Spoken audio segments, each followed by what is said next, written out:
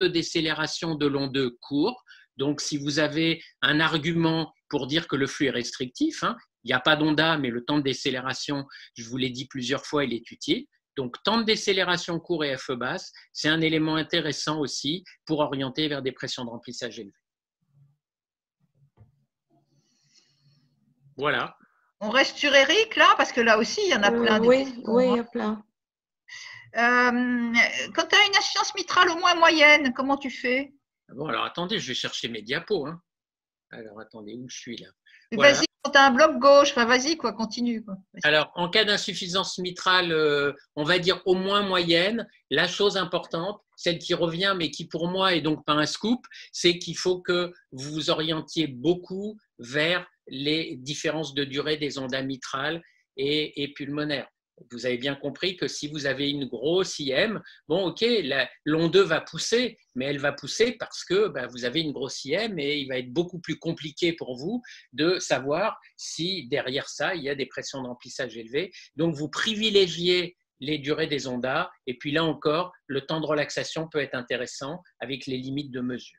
L'autre élément que je peux vous donner qui me paraît important, c'est en cas de calcification annulaire mitrale aussi, sévère.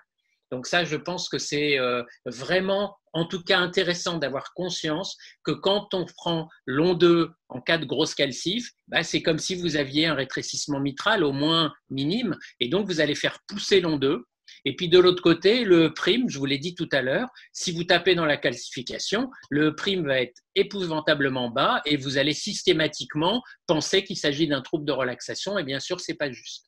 Donc, les E sur E', vous les oubliez. Et à ce moment-là, il y a ce papier qui est intéressant et qui nous dit que si le gradient reste raisonnable, sous-entendu, s'il n'y a pas un RM important, alors on fixe le gradient moyen à moins de 4 mm de mercure, et bien à ce moment-là, si on a un rapport E sur A vraiment de type restrictif, c'est-à-dire avec un rapport qui commence à être au-delà de 1,8 ou 2, eh bien vous pourrez dire pression de remplissage élevée.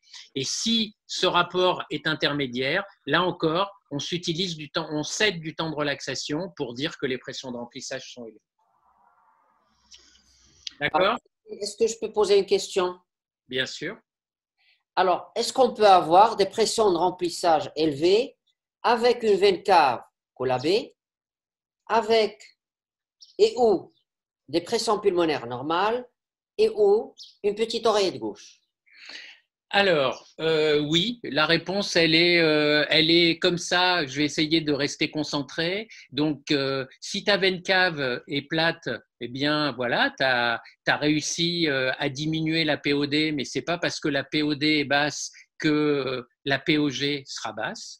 Et c'est la même chose pour les pressions pulmonaires. C'est vrai qu'il y a une forte corrélation entre le niveau de pression pulmonaire et la POG ou le capillaire, mais elle n'est pas du tout absolue. Et tu as des patients qui ont des pressions de remplissage élevées à gauche et des pressions pulmonaires normales. Et notamment, quand tu as une élévation isolée de la PTDVG, c'est très courant. Tu as PDDVG haute, PAP normale, c'est absolument courant. Je vous l'ai dit tout à l'heure, c'est une réponse plus à essayer d'augmenter le débit. Ça n'augmente pas la congestion et le poumon, lui, est côté de la PAP. On reste tout à fait tranquille. Le dernier truc que tu me demandes, c'est la petite oreillette. Là, c'est pareil. Et en particulier, si tu es face à un phénomène récent. Maintenant, on va dire que raisonnablement, si tu es face à un phénomène ancien et que ça fait un bail que les pressions de remplissage sont élevées, a priori, sauf cas très particuliers, non, là, l'oreillette gauche sera dilatée. Il y a pas mal de questions. Comment estimer les pressions de remplissage VG en cas de bloc de branche gauche? En cas de bloc de branche gauche, c'est assez compliqué parce que tu vas avoir à ce moment-là une tendance à la fusion de l'onde et de l'onda. En gros, vous le savez, quand vous avez un bloc gauche, tout est repoussé en télédiastole et puis il y a l'onde qui fusionne dans l'onda et à ce moment-là, ça devient compliqué. Alors, il y a tous les signes indirects.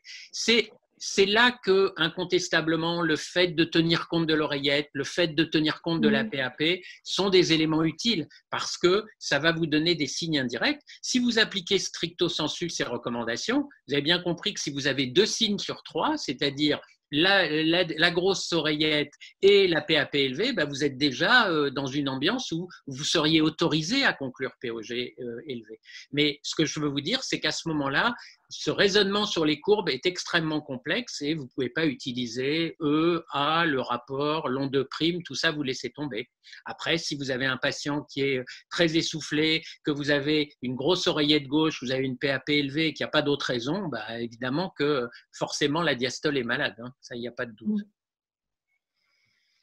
En ce qui concerne les problèmes de diagnostic des insuffisances cardiaques à fraction d'éjection préservée, c'est-à-dire le malade arrive avec un E sur A qui est hyper rassurant, mais la petite dame, elle est dyspnéique. Est-ce que tu as recours à des tests d'effort ou même des levées de jambes pour modifier le profil mitral qui pourrait te tenter de dire qu'effectivement, il y a une baisse de la réserve diastolique et que là, tu tiens un diagnostic?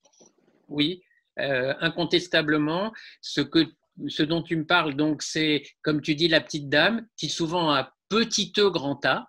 Donc, voilà, c'est-à-dire, hein, elle a la relaxation de son âge, elle a petit E grand A, mais elle a le droit d'être essoufflée parce que dès qu'elle va se mettre en route, eh bien, la POG va monter.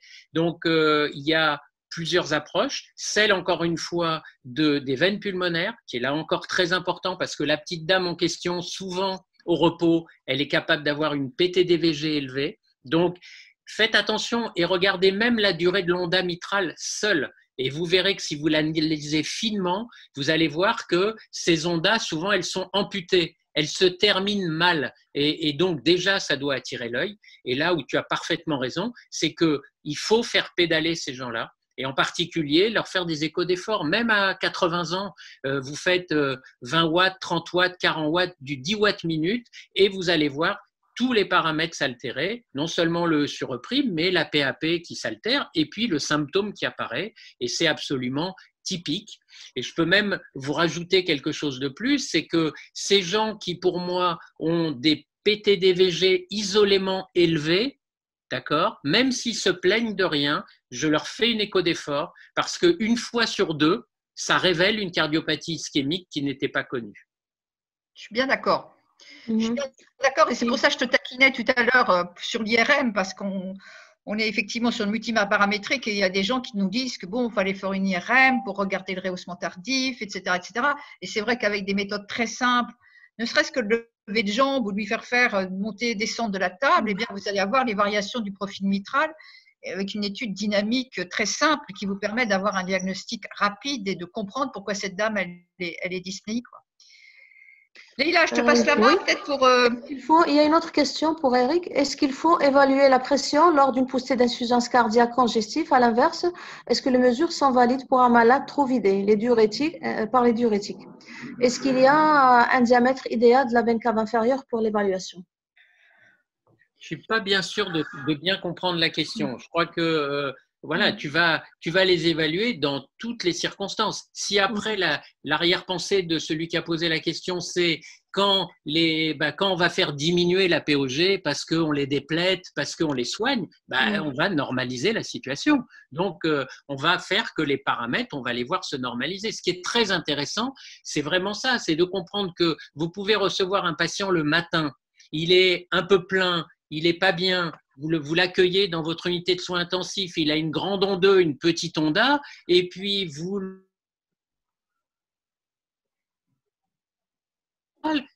avez une onde qui est beaucoup plus basse, voire même le flux s'est inversé.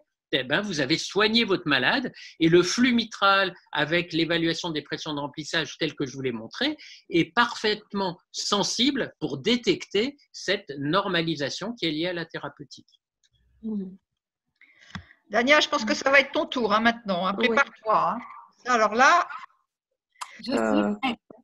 À peine parler des résistances pulmonaires, est-ce que tu penses qu'en écho, on peut avoir, je ne dirais pas les mesurer bien évidemment, mais avoir une idée et quels sont les critères pour toi de résistance pulmonaire augmentée? Alors, oui, j'en ai pas parlé beaucoup, effectivement, parce que je crois qu'il y a quelques formules à nouveau qui sont extrapolées en utilisant l'ITV de l'IT, en utilisant le RVOT, c'est-à-dire l'ITV de la chambre de chasse. Alors, je ne m'en souviens plus du chiffre, peut-être Eric s'en souvient, mais en tout cas, je pense qu'on peut avoir une idée qualitative en regardant donc le flux pulmonaire avec ce mid-systolic notching, avec une fermeture comme ça prématurée au milieu de la mésosystolique de la pulmonaire. Mais je n'ai pas vraiment de chiffres précis par échographie pour parler de résistance augmentée, mais à part ce critère qualitatif. Peut-être Eric peut intervenir, le chiffre, je sais qu'il y a une formule là-dedans. Mets ton micro. Ton micro. Et j'ai rien touché. Allô, vous m'entendez là? Oui, c'est bon, on t'entend. Ce que tu connais, c'est-à-dire le pic de l'IT divisé par l'ITV dans l'infundibulum pulmonaire.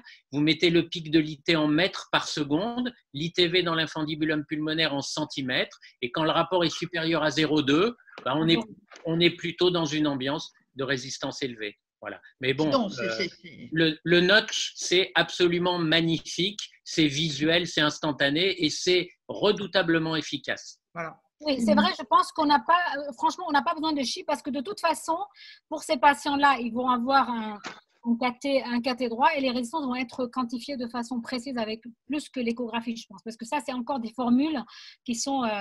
mais ce n'était pas les formules que je te demandais, bien évidemment. C'était des arguments qui pouvaient plaider effectivement le notch et l'accélération du flux et le bas débit. Enfin, tu vois, il y a quand même des choses qui te mettent sur la voie, quoi. Absolument. Voilà. Alors, il y a plein de questions. Dania, comment évaluer les pressions droites en cas d'IT laminaire? Alors, pour les IT laminaires, il faut savoir qu'une IT laminaire, par définition, c'est une égalisation des pressions dans l'oreillette droite et dans l'oreillette gauche, dans l'oreillette droite et dans le ventricule droit. Donc, ça veut dire que comme ça agit comme un conduit, donc à ce moment-là, l'IT ne sert à rien puisqu'il n'y a pas de gradient entre l'OD et le VD. Donc, il faut oublier le flux de l'IT. Si un flux d'IP, on peut éventuellement avoir une pression diastolique, mais je pense que dans ce cas-là, comme dans beaucoup de cas, c'est absent. Le seul paramètre auquel je peux penser, c'est le fait qu'il y ait une ouverture de la valve pulmonaire prématurée, veut dire que probablement qu'il n'y a pas d'HTAP, mais que les pressions pulmonaires à droite ne sont pas très augmentées. Mais il n'y a pas malheureusement de paramètres fiables dans les cas d'IT.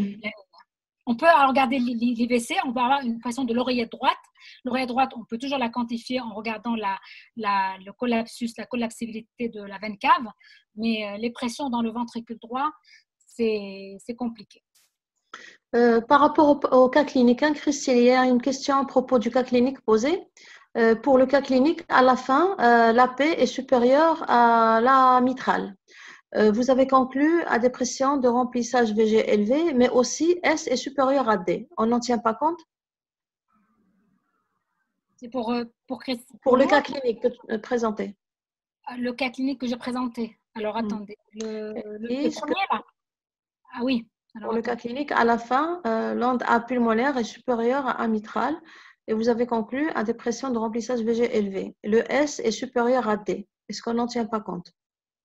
C'est le rapport de l'amplitude de l'onde S et de l'onde D dans les HT. Alors, attendez. Alors, parce que c'est vrai que je suis allée vite sur les paramètres gauche. Sur les paramètres gauche, alors, parce que là, en fait, le problème, c'est qu'il y a une influence des paramètres droit et de la maladie à droite sur le cœur gauche, mais là cette malade en particulier n'avait pas de pathologie à gauche. Donc, alors, attendez, où est-ce que j'ai conclu qu'il y avait l'onde A? Parce que je n'ai pas parlé de l'onde A mitrale, moi. Je ne sais pas de… Non, pas A, d'accord. A pulmonaire. Je n'ai pas parlé de le cas pulmonaire, là, alors, attendez. Ici, là, parce que la mitrale, je ne l'ai pas montré ici, en fait. J'ai montré uniquement des paramètres droits.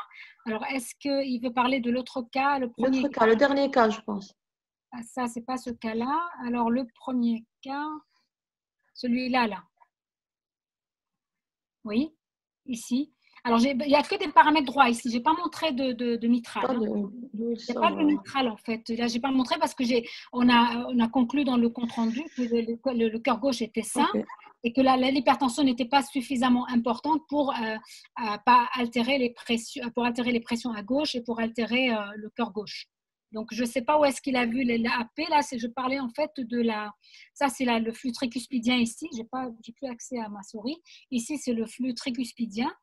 Et ici, c'est la valve pulmonaire. Donc, je ne sais pas Où est-ce qu'il a vu la pression? Voilà, on passe à autre chose. Ouais. Qu'est-ce que tu penses de l'évaluation des pressions pulmonaires à l'effort? Alors, les pressions pulmonaires, c'est vrai que nous, en tant que… on s'occupe beaucoup des maladies qui donnent des hypertensions pulmonaires secondaires, des hypertensions pulmonaires secondaires à des maladies aortiques, à des insuffisances aortiques, des sténoses aortiques. Donc, je pense qu'elle a un intérêt, bien sûr, à faire de l'effort chez des gens qui sont asymptomatiques.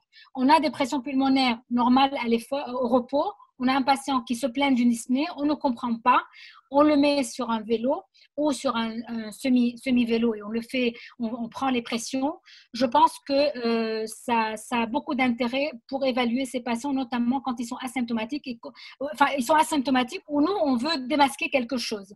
Et ce que je pense est plus important, ce n'est pas tellement le chiffre absolu de montée de pression, c'est surtout la différence entre le chiffre de base et l'atteint augmentation de plus de 15 mm de mercure avec une augmentation rapide à un seuil bas autour de 60 watts, je pense que c'est important. Donc, il y a une place de l'effort pour évaluer les pressions pulmonaires, notamment secondaires à des maladies du cœur gauche.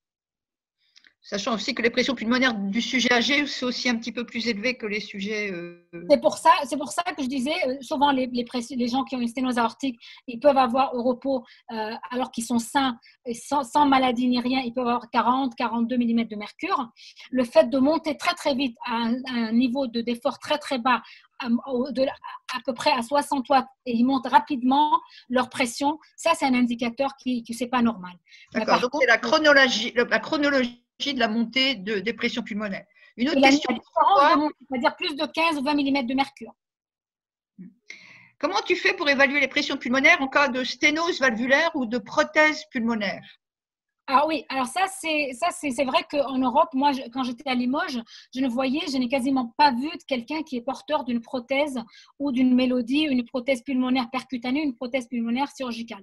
Il se trouve qu'ici qu'on a des rhumatismes articulaires. Au Maroc, je pense que c'est la même situation et les patients sont amenés des fois à avoir un rhumatisme des 4 valves et donc à être remplacés, notamment ou avec une procédure de Ross et qui nécessite après par le temps une IP importante et qui nécessite de mettre une prothèse valvulaire pulmonaire percutanée. Dans ce cas-là, et ça c'est une erreur très très commune, je vous le garantis, c'est pas une vue de l'esprit. Les gens, ils vont prendre le pic de l'IT qui est à 50, le pic de l'IT va vous donner par la formule de Bernoulli 50-60 mm et ils vont conclure à des pressions pulmonaires augmentées à 60 mm de mercure. Or, ils oublient que cette formule marche dans la condition que V1, c'est-à-dire la vitesse au niveau pulmonaire, elle est 0. C'est-à-dire qu'il n'y a pas de sténose pulmonaire, il n'y a pas d'obstruction par la valve. Or, vous savez que chaque prothèse valvulaire est obstructive par définition. Au minimum, on aura 20 à 15, 20, 30 mm de mercure. Donc, il ne faut pas oublier de soustraire ces 20, 25 mm du chiffre que vous obtenez pour avoir une équation de Bernoulli modifiée, 4V2 au carré moins 4V1 au carré. Et là, vous pouvez conclure avec beaucoup d'élégance dans votre compte rendu. Même si le pic d'IT vous semble 60, ben vous dites qu'il n'y a probablement pas d'hypertension pulmonaire. Elle est évaluée à 20, 25 quand on retire ces gradients qui sont au niveau dû à la prothèse pulmonaire. Faut-il faire un cathé droit lorsque la Vmax de l'IT est supérieure à 3 mètres par seconde, comme le préconisent les dernières recommandations? Si oui, dans quelles circonstances? Alors là, je pense qu'Éric va se défouler là-dessus parce qu'il ne supporte pas ces recommandations. Je l'ai déjà entendu parler de ce topic, des pneumologues qui disent ce qu'il faut faire. Quand vous avez bien vu dans leur algorithme, la probabilité est très importante quand c'est supérieur à 3 mètres par seconde. Donc après, faire un cathé droit pour confirmer ce qu'on leur a déjà dit, pour obtenir d'autres renseignements. Nous, en tant que cardiologue, pour une transplantation, de toute façon, il nous faut d'autres informations. Pour eux, pour les hypertensions pulmonaires primitives, ou idiopathiques, ou nous qu'on ne gère pas spécialement tous les jours, ils auront un cathé droit pour les résistances pulmonaires, pour un test au NO. Mais à mon avis, juste faire un cathé droit pour le plaisir de confirmer les 3 mètres par seconde, je ne pense pas que ce soit nécessaire, surtout s'il y a d'autres paramètres qui sont en plus de pic de l'IT, qui sont en faveur d'une hypertension sévère. Est-ce que Eric, tu valides et tu unmutes ton micro?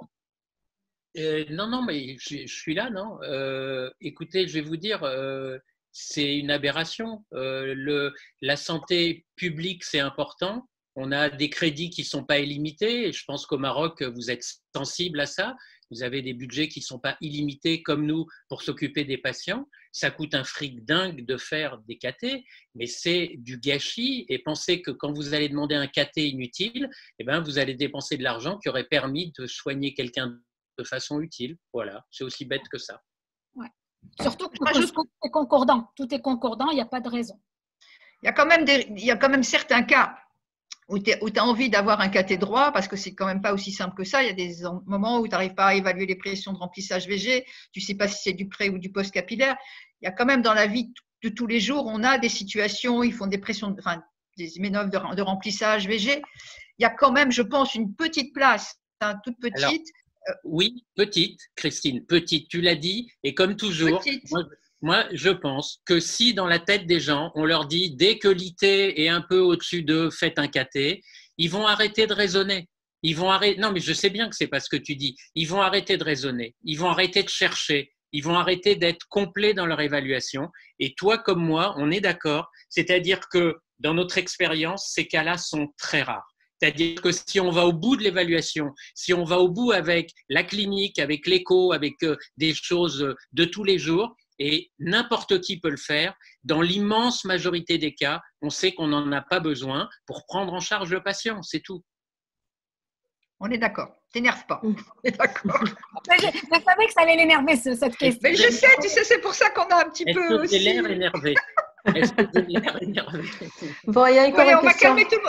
Il y a encore une question pour Dania. Je voudrais savoir s'il existe une hypertrophie du ventricule droit avant la dilatation en cas de surcharge de pression à droite. Si oui, rentre-t-elle dans le diagnostic du cœur pulmonaire chronique? Alors, bien sûr, c'est ce qu'on a dit dans la cascade en général, quand il y a une post-charge.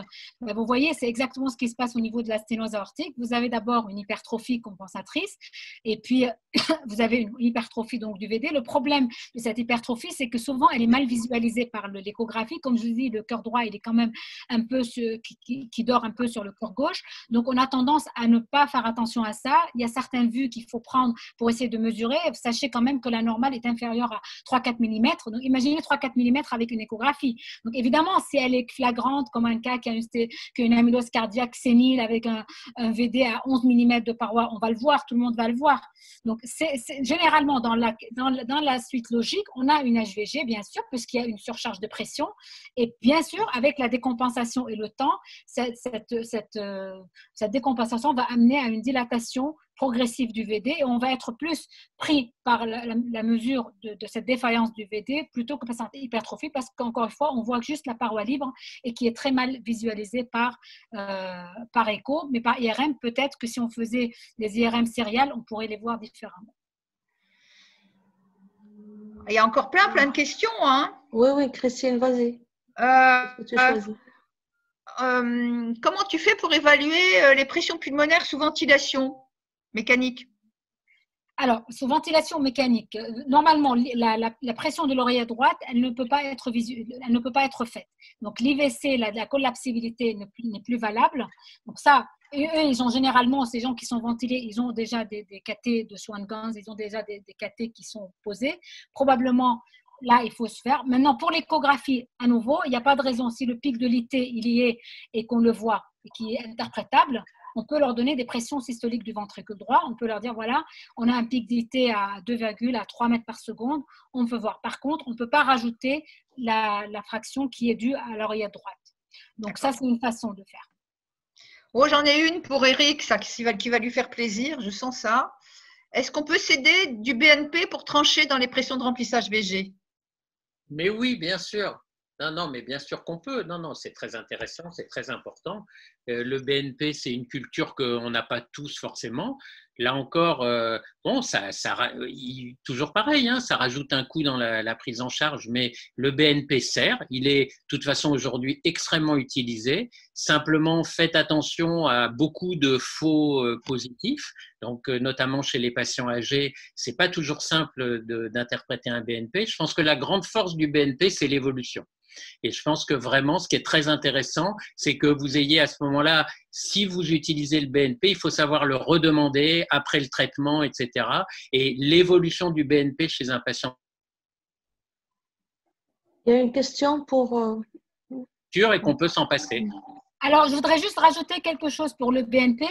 Il faut savoir que le BNP dans l'insuffisance cardiaque, oui, c'est vrai, Eric a bien précisé que les personnes âgées, ils ont un indice pour le BNP souvent augmenté et qui ne doit pas être forcément interprété comme anormal. Mais surtout, ce qu'on a remarqué dans les cœurs gauches, dans les sténoses aortiques, dans l'insuffisance mitrale, le BNP, quand les gens sont compensés encore, ils ne sont pas d'insuffisance cardiaque, le BNP, paradoxalement, n'est pas corrélé aux pressions dans le cœur. Obtenu par échographie. Donc, on peut avoir très bien un BNP à 30 ou 40 et le patient est dyspnéique et il a quand même des pressions de remplissage augmentées. Le BNP te permet pas de savoir pourquoi le malade n'est pas bien. Tu vois ce que je veux dire? Le BNP, ça te dit que, pour reprendre une expression, te dit que le cœur pleure, mais il te dit pas pourquoi. Donc, il faut… l'écho, il est irremplaçable quand même. Hein. C'est pas le BNP qui va te faire le diagnostic étiologique de cette dysfonction. Oui, mais je pense que celui qui a posé la question voulait dire en association, pas à la place d'eux. Est-ce que moi, je peux poser une question à Dania? Oui. Oui. Eh bien, voilà, parce que, alors franchement, ton topo, il est magnifique et en plus, je trouve que les spectres Doppler sont d'une beauté extraordinaire. J'ai cru que tu les avais tirés de vieux papiers, comme ça se faisait. Et puis, en fait, non, ils sont très, très beaux. Et vraiment, j'ai beaucoup aimé ce topo. Il y a un point sur lequel mon expérience est différente, c'est sur l'insuffisance pulmonaire. En particulier, vraiment dans mon expérience, on peut mesurer à la fois la télédiastole, donc la diastolique, la PAP moyenne, et je mesure même couramment, donc comme tu l'as exprimé, par une extrapolation, la PAP systolique. Et dans l'expérience qu'on en a, on a vraiment très souvent des bonnes concordances, mais on a aussi des discordances. Et je voudrais m'expliquer juste une minute là-dessus, parce que c'est vraiment un point courant important. On a beaucoup de patients qui ont des dysfonctions. Et c'est des insuffisants cardiaques, et c'est ceux-là qu'on étudie. Ils ont des dysfonctions VG et ils ont des dysfonctions VD. Et vous allez avoir un phénomène qui est courant et qui est que par l'IT, si vous mesurez la PAP systolique, elle vous paraît normale, et par l'IP, elle vous paraît élevée. Et en fait, c'est la traduction de l'influence du bas débit. Hein. Quand vous avez un bas débit ventriculaire droit, vous avez une IT basse parce que il y a du bas débit et pas forcément parce qu'il n'y a pas d'HTAP. Et c'est là où l'évaluation des résistances est importante. Et ce qui est très intéressant, c'est que quand on mesure l'IP, on est en diastole. Et quand on mesure l'IP, on est en diastole, et extrapoler la PAP systolique en diastole, ça devient très intéressant par l'IP parce que on évite d'être pollué justement par ce bas débit et cette dysfonction. Et donc, dans mon expérience, vous mesurez l'IT, vous dites, tiens, elle est rassurante. Vous avez l'IP qui n'est pas rassurante du tout. Et dans ces circonstances-là, c'est un élément très fort pour vous dire, attention, certes, l'IT ne va pas vite parce qu'il y a bas débit, mais il y a bien une HTAP et regardez, cette IP est élevée. Donc, tu utilises cette formule en fait de 3 fois la PAP moyenne. Oui, et même la mesure de la PAP moyenne elle-même, comme c'est justement un élément intéressant et où on peut se rapprocher de l'approche des cathétériseurs, je mesure couramment la PAP moyenne en rajoutant le gradient proto plus la POD. Je pense que Christine le fait aussi. Mais oui, complètement, et je suis entièrement d'accord avec toi. Et c'est vrai qu'au début, ça peut être surprenant parce qu'on va avoir une PAP moyenne qui va être élevée et une pression pulmonaire par l'IT qui est basse. Donc, c'est un signe indirect de dysfonction VD, si tu veux. Et ça, je trouve que c'est effectivement très intéressant. Donc, moi, je le fais. Non, mais de distinguer effectivement la dysfonction VD qui donne une unité de basse vélocité et le regard plus pulmonaire, d'approche de l'hypertension pulmonaire. De toute façon, quand tu as effectivement une IP télédiastolique avec un pic de vélocité qui est élevé, en principe, tu peux dire que la pression pulmonaire systolique, elle sera élevée. Mais c'est surtout l'obtention du chiffre lui-même, en fait, qui a été ici depuis que je suis venue, en fait. Parce que moi, en France, effectivement, je faisais cette formule. Et puis, ici, je travaille avec des physiologistes vraiment très titillants, on va dire. Ils disent, on préfère ne pas utiliser et je ne voudrais pas qu'on extrapole. Après, est-ce qu'il y a des études, ce serait l'occasion de voir des études, de faire des de comparaison, des corrélations. Dania, vous utilisez la formule de Hatle dans la sténose mitrale. Les 220 millisecondes, c'est de l'empirisme total. Ça repose sur aucune physiologie. Et donc, pourtant, c'est très utile et ça marche. On peut, or nous, dans notre expérience, on avait publié il y a fort longtemps des papiers dans les archives des maladies du cœur, des comparaisons d'IP et d'IT sur beaucoup de patients, et il y a une concordance qui est souvent très intéressante chez les gens qui n'ont pas de dysfonction VD. Et encore une fois, la discordance chez les gens qui ont une dysfonction VD, c'est un renseignement supplémentaire. C'est pas une discordance entre des techniques, ça nous donne un renseignement supplémentaire. D'ailleurs, il y a une très belle question qui rejoint tout à fait ça et qui est intitulée « Comment évaluer les PAPS de façon sûre en cas de dysfonction VD ?» Ben voilà, j'espère. Tu vois, c'est la réponse enfin, c'est la question et la réponse en même temps. Il y a quelqu'un qui s'est présenté, Dr Tati. Je me demande à partir de quelle valeur de la PAPS parle-t-on d'une HTAP, puis d'une HTAP sévère à l'ETT, sachant que les recommandations actuelles parlent d'une HTAP lorsque une PAP moyenne est supérieure à 20 mm. Alors, la PAP moyenne, c'est 25, la définition supérieure à 25. C'est vrai que ça, c'est la définition par les recommandations. Et comme je vous ai dit, ils ne donnent pas des chiffres de millimètres de mercure, ils donnent des pics d'IT parce qu'on nous a reproché qu'on rajoutait trop au niveau de la POD via la veine cave. Donc, ils ont préféré donner des chiffres de pics d'IT qui peut translater en utilisant la formule de Bernoulli. Donc, au-delà de 3,3 mètres par seconde, c'est une HTAP sévère, 3,4 mètres par seconde, et à ce moment-là, ils les montent au carré et ils rajoutent la POD. Mais il n'y a pas de chiffre précis dans les recommandations en millimètres de mercure. Ok. J'ai une question qui me surprend, mais je vous la soumets comme ça. Si on a un PFO perméable, peut-on mesurer la POG sans passer par le flux mitral? Pour Eric. Tu comprends la question? Non. Je pense que ce que peut-être ce que ça veut dire, c'est que si ça chinte, vraiment, ça veut dire qu'a priori, la POD va devenir plus haute que la POG, et donc ça permet à ce moment-là qu'il y ait un shunt important visible. Donc à la rigueur, on peut dire que ça suppose que la POD est supérieure à la POG, mais c'est vraiment des trucs très indirects. Non, le perméable, c'est plutôt un shunt droit-gauche. Ok. Ok, il y a quelqu'un, pardon, Christine, il y a quelqu'un qui demande montrez-nous, s'il vous plaît, comment vous mesurez le flux veineux pulmonaire. Oh. Je vais vous montrer. Attendez, je partage l'écran et je vous montre. Enfin, j'essaye. Voilà, partager. Alors, je vais essayer. Voilà. Hein, donc, ce qui est très, très important quand on veut mesurer le flux veineux pulmonaire, c'est de s'aider ici d'une 4 cavités, bien sûr, et de brancher la couleur. Voyez, et c'est vraiment la chose importante, la première chose importante, c'est mettre son volume Doppler pulsé dans le flux couleur. Alors, si j'arrive avec ma flèche, ça va là, à l'intérieur du flux couleur, et il faut être dans une certaine distalité bien dans la veine. Il ne faut pas rester proche de l'oreillette, il faut rentrer un peu dans la veine. Et même chez les gens chez qui vous voyez mal, c'est plus le flux couleur que l'imagerie qui va vous orienter. Ensuite, l'autre chose très importante, c'est avoir un défilement qui est suffisamment rapide, et puis surtout de baisser les filtres, parce que si vous baissez les filtres, ça va vous permettre de bien voir la base de cette onda, et ensuite vous allez pouvoir mesurer la durée de cette onda pulmonaire et la comparer à la durée de amitrale. Donc, ça demande un peu d'entraînement, mais simplement un peu. Et si vous le faites régulièrement, vous aurez un taux de réussite qui est vraiment suffisamment élevé. Alors après, il y a des tas de choses. Des fois, on voit moins bien l'onda, mais on voit très bien la fin de l'onde D et le début de l'onde S suivante. Donc, ça peut être une façon un peu moins fiable de mesurer la durée de l'onda, mais je vous promets qu'on obtient une onda pulmonaire dans un nombre de cas important. Et la bonne nouvelle, c'est qu'on l'obtient surtout bien quand elle est pathologique. Et en l'occurrence, c'est ce qui nous intéresse. Alors, je voudrais juste rajouter quelque chose pour ceux qui sont passionnés par le flux veinopulmonaire.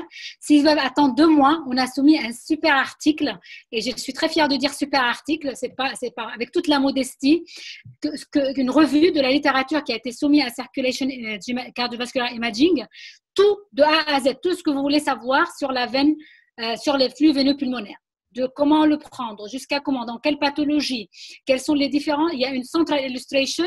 Si vous attendez 2 ou 3 mois, je vous l'enverrai dès qu'il est accepté, Inch'Allah. Et pour tous ceux qui ont la passion de flux veineux pulmonaires, ils auront la réponse à tout. Et il n'y a jamais eu aucune revue là-dessus depuis 20 ans. Eh bien, bravo. Dania, Bravo. Dania, Bravo à mon collègue, Dr Fadel. Dania, j'avais assisté à ton topo sur le flux veineux pulmonaire à Agadir et je confirme que c'était magnifique. Alors là, celui-là, c'était le flux veineux sous-hépatique parce que j'ai un collègue avec qui je travaille. Voilà. Et voilà. Ben, en fait, si on était venu à Agadir, j'allais vous faire le flux veineux pulmonaire, la même chose que l'année dernière sur le flux veineux sous-hépatique, sur les veines sous-hépatiques. Et ben, on a fait la même revue, mais à gauche. Et vraiment, là je vous laisse le suspense. On fera un jour un topo parce que j'avais prévu de vous parler de ça pour une prochaine réunion, pas virtuelle, réelle. Ben, je crois qu'on arrive un petit peu au bout là Il y a une question, Dr Baba Khoya. Salam. Dans les CIV restrictifs, il faut faire attention de prendre un shunt VGOD comme fuite tricuspide massive. Bon, c'était pas une question.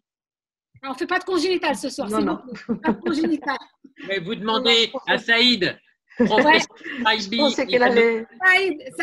Saïd. Si, il y a quand même une question sur les pressions droites et les restrictions ou à diastolie et les constrictions. Ah. Oh, là, c'est un autre topo. Là, c'est un autre topo à part entière, les constrictions. Et alors, je ne sais pas ce qu'il veut savoir. Si on fait un topo, je sors le topo sur la constriction. Non, mais je te lis ce qui reste parce que je crois qu'on a déjà pas mal épuré tout, quoi. En fait, la constriction, s'il veut un seul signe, il regarde les veines sous-hépatiques, il regarde s'il y a un flux réversible en diastole et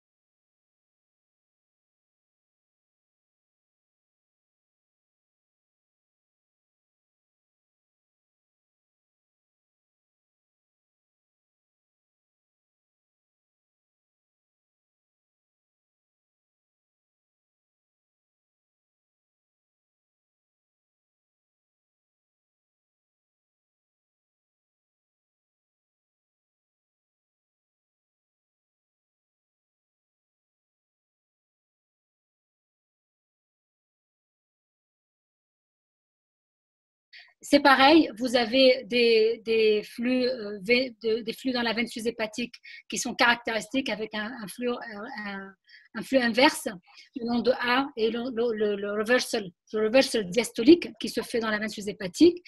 Et après, vous avez au niveau de l'onde amitrale, vous avez un flux restrictif avec des variations respiratoires de 25%. À droite, c'est un peu plus, 50%, puisque déjà, à droite, il y a une veine cave qui est très dilatée, qui n'ont collabé. Enfin, il y a beaucoup de